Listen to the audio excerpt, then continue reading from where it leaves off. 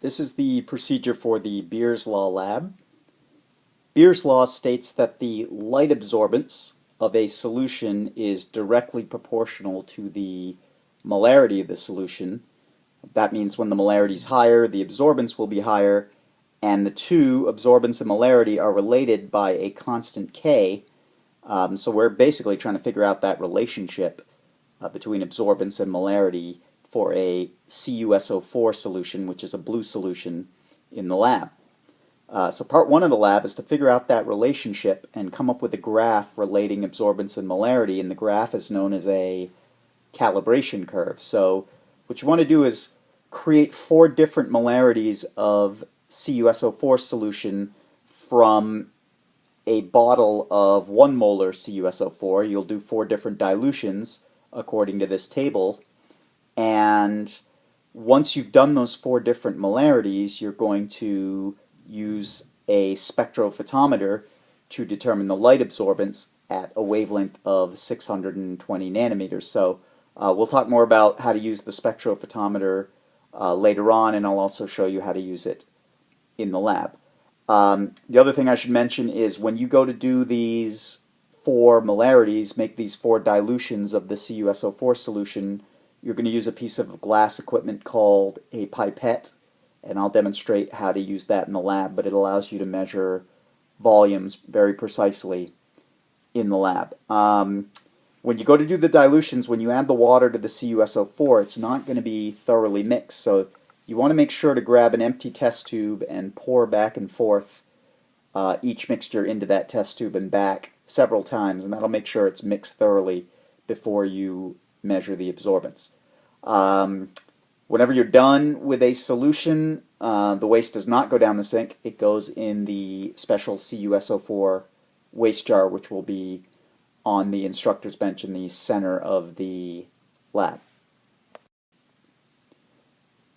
When you go to make the calibration curve, since you added water to the CuSO4 solution, you're going to want to know the new molarity of the diluted solution after you added the water. So I just want to remind you of the equation. You've already used it.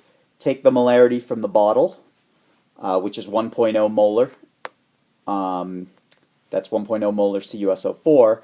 And then you take the initial volume that you take out of the bottle, and you divide by the final total volume. So that's water plus the original solution that you take out of the bottle. So I've got an example here down below. If you took 3 milliliters out of the bottle of the 1.0 molar CuSO4 and added 2 milliliters of distilled water, your final volume, of course, would be 5.0 milliliters. So to find the new molarity of the diluted solution, you just take the original molarity, 1.0, the original volume, 3.0, and the final volume you would divide by here, and you get a new molarity after dilution of 0.60 molar. And since you've done 4 solutions with 4 different molarities and then taken the absorbance, the light absorbance of each of those using a spectrophotometer, now you'll be able to create your calibration curve. To create the calibration curve, we're going to use a computer graphing program. Most commonly, most students choose to use Excel, Microsoft Excel, and that allows you to put in your data and it'll make the graph for you. So you can label the axes, put the molarity on the x-axis of each of your 4 test tubes, and the light absorbance at 620 nanometers on the y-axis. You can also add a title to your graph, something that describes the experiment you're doing and the data that you've collected, so your choice.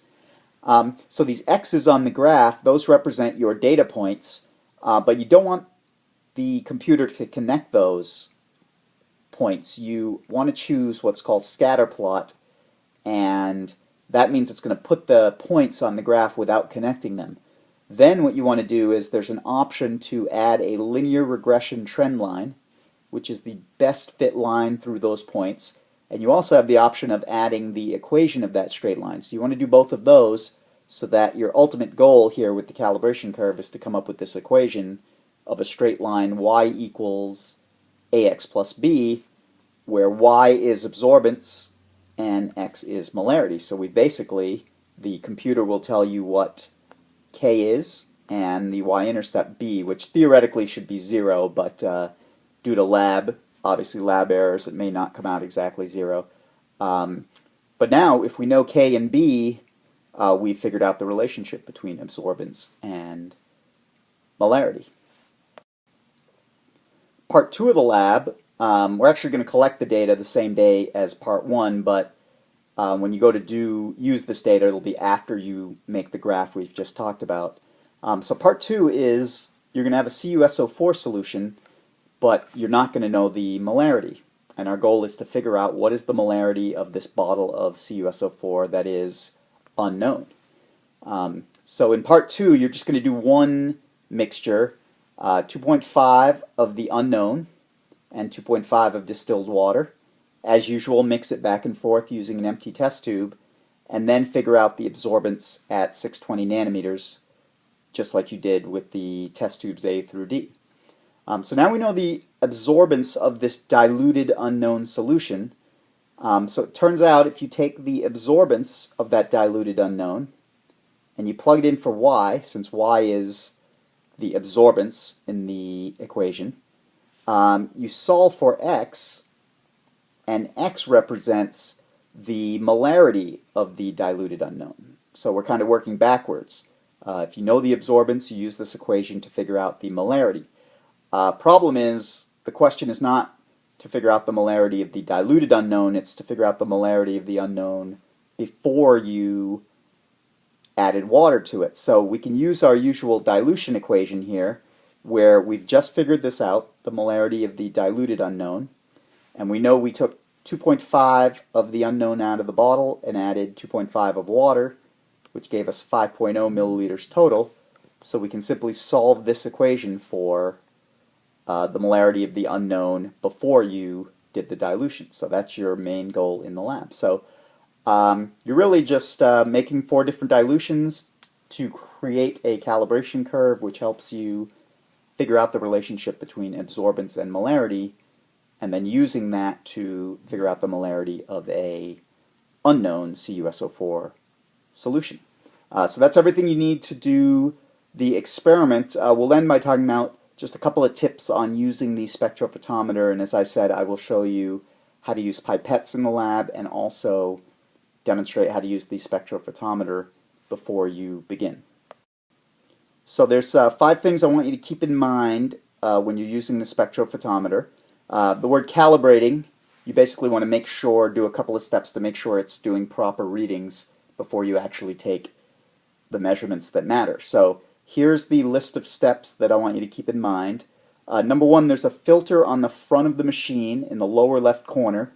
There's 2 different wavelength ranges, and you want to make sure to slide the filter over so that the wavelength 620 is included in the range that you choose. So once you've got the range sorted out, then you go to the top of the machine and you turn the wavelength knob until the display reads 620 nanometers. So you make sure that it's reading light absorbance at 620 nanometers wavelength. Then what you want to do is take the mode button on the machine and put it in transmittance mode. And that basically tells you what % of the light shining through a sample is being transmitted. But if nothing is in the machine's completely empty, so there's no sample being measured, the light gets cut off completely, so no light should be transmitted. So when it's in transmittance mode with the machine completely empty, you will turn the left-hand knob on the front of the spectrophotometer. There's 2 round knobs there. You want to choose the left-hand one and set the transmittance to 0 because you want the machine to know that when there's nothing in there, there's no light going through, % transmittance should be 0. Step 4, you want to now take a cuvette. That's what we use to put our samples in to do absorbance measurements. You want to fill it about halfway with distilled water. Make sure to use a tissue to wipe off all the fingerprints that may be on there. You put it in the cuvette holder in the spectrophotometer, and you put the absorbance, or the mode, to absorbance, And since you've got pure water, there's no molarity, the absorbance should be 0, according to Beer's law. So if it doesn't say 0, you're going to use the right-hand knob on the front of the spectrophotometer and set the absorbance to 0. So you basically want the machine to know that when there's pure water in there, or in other words, a solution with a molarity of 0, the absorbance should be 0. That's just what Beer's law says. So now you're all set. The machine is calibrated. So when you're ready to take your measurements, you've got your 4 solutions. You just simply take a different cuvette that you can use for your samples and pour in whatever sample you're interested in. You only need it to get to about halfway full because it reads basically at the bottom of the cuvette rather than the top, so it doesn't have to actually be filled all the way to the top. But you wipe off the fingerprints, as always. You put it in the machine in absorbance mode, and it will give you the absorbance of whatever sample you're interested in. So those are just some tips. I wanted you to have those in writing for the use of the machine, but I'll definitely demonstrate that for you in the lab. So good luck, and we will see you then.